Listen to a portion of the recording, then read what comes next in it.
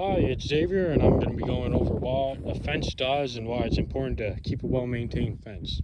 Now, the guy that used to live us before here did this weird, angle thing, but a fence is really good to show your property line. Like, this is our actual property line out here, past that fence. It goes up to that corner, and then comes back. And that's really important because it shows what lands your neighbors, like that's the neighbors over there, and that's the neighbors, and what lands ours.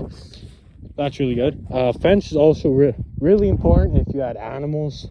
Like if we had cows in this pasture, we would have to make sure this fence is really good and kept, because if a cow got out and it got into the neighbor's yard over there, and especially now when they're starting to seed and everything, they would destroy their crop, and that wouldn't be a very good thing you want to deal with.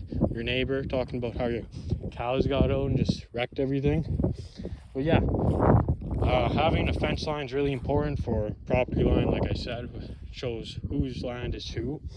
It's also important for animals to keep them in, and it's also important for just people, people aren't going to drive on your land when you have a fence up, but if there's no fence, then they don't feel like they can be stopped and they just drive on your land, right?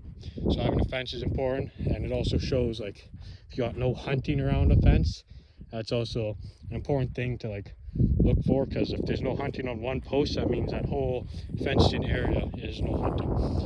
And yeah, that's the importance of the fence and the importance of maintaining a fence. If your fence ever has problems, you're gonna have to come out here with a barbed wire stretcher and your post pounder, a couple fencing nails which are in there. You have to stretch it out, make sure it's nice and tight, pound your posts in, make sure they're straight, and then you stretch your wire across. And yeah, that's why you want fences in your yard and why it's good to maintain them.